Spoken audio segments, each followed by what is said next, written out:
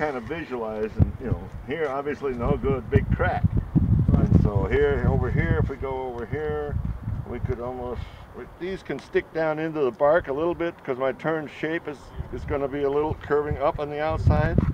And then I can look under here and say, gee, you know, that wouldn't look half bad, like curtains hanging down on the front of the hat. And I can even like say, right there is really the best place. So this is a very, very, very helpful thing. And like a lot of the things I do, and I say this constantly, not just for hats. This would be a great thing for getting that figure or color or whatever to lay nicely in a bowl too. So that's a possibility. And these are very similar. They're sister pieces. This obviously stood right there because we had the same little bark inclusion there and there. So that could make a sister hat to this that would look very similar.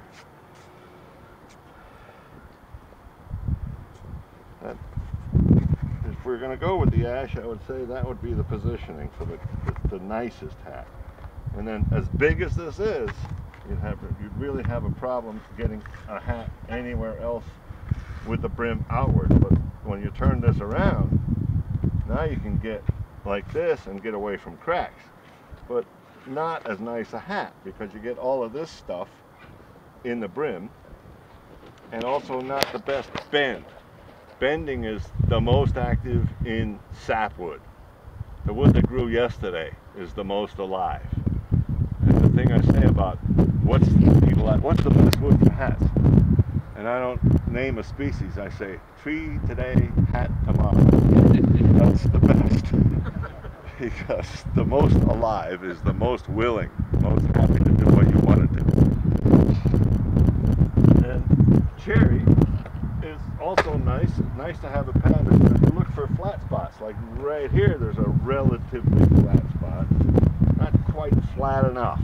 Sometimes on a cherry or near a crotch or something, you can get an almost dead flat side. And if you got that, then you can get all sapwood here. White brim, brown crown. Nice look. Yellow birch. You guys don't have that here though, do you? No yellow birch. The northern wood.